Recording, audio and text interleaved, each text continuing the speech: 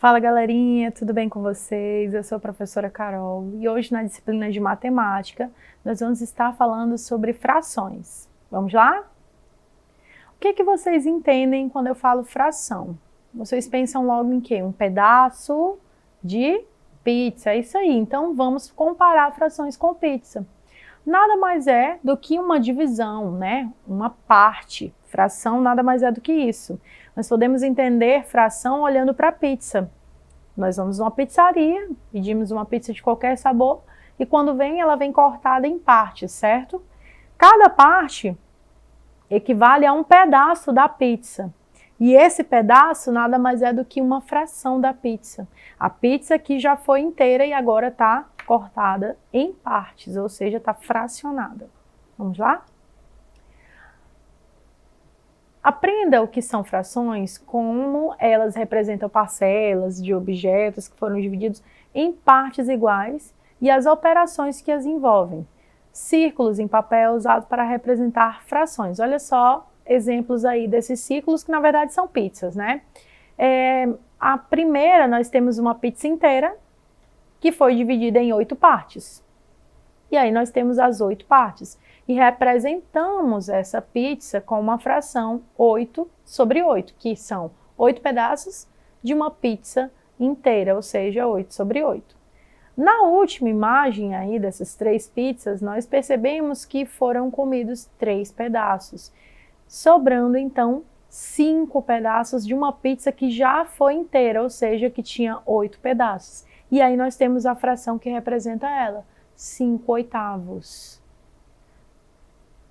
Uma fração é um número usado para representar parcelas de um valor inteiro que foi dividido em partes iguais. Ou seja, se um objeto qualquer for dividido, o número que representará cada uma das partes obtidas nessa divisão será chamado de fração. Um número inteiro qualquer não serve para representar frações de objetos. Para isso foram criados os números racionais. E aí a gente entra no conjunto numérico, né? Que nós temos os naturais, inteiros e depois os racionais. Números racionais é a representação das frações.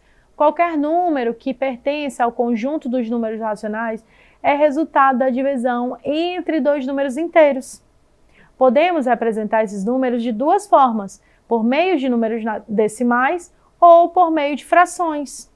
Se um refrigerante, por exemplo, for dividido entre 5 amigos, a parcela desse refrigerante, que será dada a cada um, será a seguinte: 1 dividido para 5, ou seja, 0,2. Percebemos aí que nós temos as 2 formas dos números racionais. Tanto a fração 1/5, 1 dividido para 5 é 1/5. E o resultado em decimal, que é 0,2. Gente, 1 dividido para 5 é 1/5, então vocês conseguem entender que qualquer fração nada mais é do que uma divisão.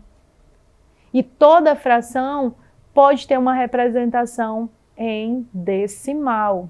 É só fazer a divisão dessa fração, você tem um resultado. E pode ser que dê um número inteiro. Sim, professor, pode ser que dê um número inteiro, mas esse número inteiro você pode transformar ele em decimal também, porque 1 em decimal é 1,0. Ok? Essa representação é o que chamamos de fração. O número que é dividido é colocado na parte superior e essa parte superior é chamado de numerador. E o número que divide, o que está embaixo, é chamado de denominador. Então, nessa fração aí, vocês vejam que o 1 que está em cima é o numerador e o 5 que está embaixo é o denominador. Na fração acima, né, acabei de falar, o numerador é 1, o denominador é o 5, porque o refrigerante era um refrigerante que foi dividido para 5 pessoas. Além disso, as frações também podem ser representadas por desenhos, divididas em partes iguais. Olha só o exemplo aqui, ainda do refrigerante. Era um refrigerante que foi dividido em 5 partes. E aí vocês vejam, cada pedacinho aí equivale a uma dessas 5 partes. Olha só, nós temos que observar as seguintes regrinhas para montar uma fração. Numerador e denominador devem ser números inteiros. O numerador nunca pode ser 0, pois não faz sentido a gente dividir algo por 0. Olha só, quando o denominador está entre os números 2 e 9, nós vamos ler da seguinte maneira. Quando é 2, é meio, quando é 3, é terço, e isso para o denominador, tá? O número que está embaixo. Quando é 4, é quarto, quando é 5, é quinto, quando é 6, é sexto, quando for 7, é sétimo, quando for 8, é oitavo, e quando for 9, é nono. E isso é uma das regrinhas, tá? Da leitura das frações. O denominador de uma fração deve ser diferente de zero. E ele é o que dá nome à fração. Então, por exemplo, se nós temos o denominador 5 e um número qualquer, vai ser esse número qualquer quinto, ou seja, 2 sobre 5 é 2 quintos. E assim, nós podemos ver para cada situação desses números que eu acabei de ler, o 2, o 3 até o 9, tá? Já para as frações decimais, ou seja, com o denominador 10, 100, 1000 e assim sucessivamente, utilizamos a nomenclatura 10 para décimos, 100 para centésimos, 1000 milésimos e assim por diante. Para os demais números, ou seja, os que estão após o 9 não são decimais, utilizamos a palavra avos após o denominador. Por exemplo, gente, nós temos 2 sobre 12. Então, nós vamos ler 2, 12 avos, ok? Aqui tem alguns exemplos para vocês de frações. Vocês podem estar pausando o vídeo para estar copiando no caderno, isso para nunca mais esquecer, ou tirando um print, ok? Se você tiver pelo telefone. Frações próprias ou impróprias. O numerador de uma fração não necessariamente tem que ser o 1. Pense no caso em que uma turma de 6 pessoas vai a uma pizzaria e pede 2 pizzas. A fração que representa a quantidade de pizza que cada pessoa vai comer, se elas comerem a mesma quantidade, é claro, né? É igual a 2/6. Por que 2/6, professora? Porque vai ser a quantidade de pessoas aí no nosso denominador. Não são 6 pessoas? Não são? Olha só o exemplo. Pense no caso em que a turma de 6 pessoas, e pede 2 pizzas, são 2 pizzas, então 2 sobre 6. 2 pizzas dividido para 6 pessoas, ok? As frações cujo numerador é menor que o denominador são chamadas de próprias. Uma fração imprópria possui numerador maior que o denominador. Então, nesse exemplo aqui, ó, é uma fração própria porque o numerador é menor que o denominador. Mas nesse segundo exemplo, 7 sobre 6, o numerador é menor que o denominador. Então, nesse caso, nós temos um tipo de fração imprópria. Fração imprópria sempre vai ser essa situação em que o numerador for menor que o denominador. Vamos colocar em prática agora com o nosso exercício. As árvores de um parque estão dispostas de tal maneira que se construíssemos uma linha entre a primeira árvore, que está indicada pela letra A, de um trecho, e a árvore B, vocês podem ver no final do trecho aí, conseguiríamos visualizar que elas estão situadas à mesma distância uma das outras.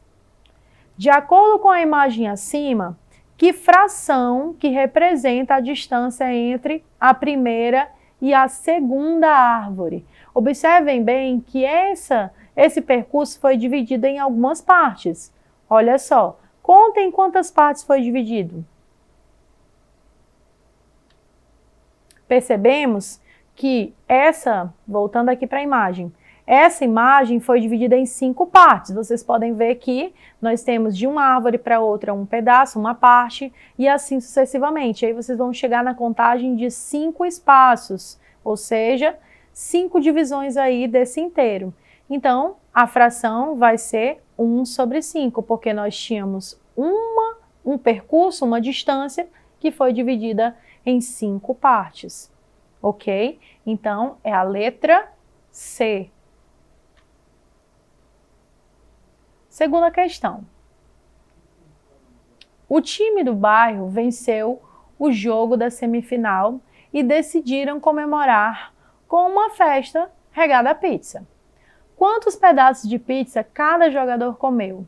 Escreva as fatias que eles comeram de acordo com o exemplo 1 de 8. Olha só, nós temos 3 imagens aí. Cada um comeu essa quantidade de pizza que está aí destacada na imagem. Então, o que ele está pedindo? Para indicar a fração que corresponde a cada uma dessas imagens.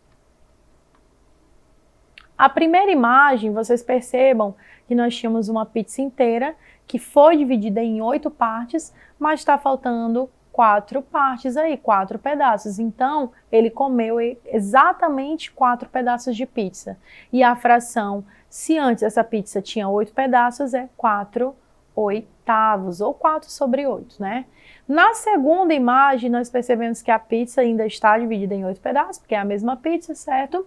E foi comido 3 pedaços. Sobrou, então, 5 pedaços. Então, a fração que equivale à quantidade de pedaços comidos é 3/8, ou 3/8.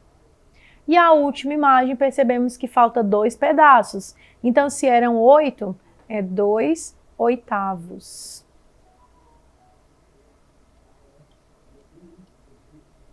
Bom, gente, eu espero que tenham gostado da aula de hoje. Nós estamos ficando por aqui. Não esqueça de estar sempre acessando nossa plataforma Eduque para estar acompanhando nossas aulas, os conteúdos que vocês têm mais dificuldade, sempre vão estar disponíveis lá para vocês. E nos vemos na próxima aula. Até lá!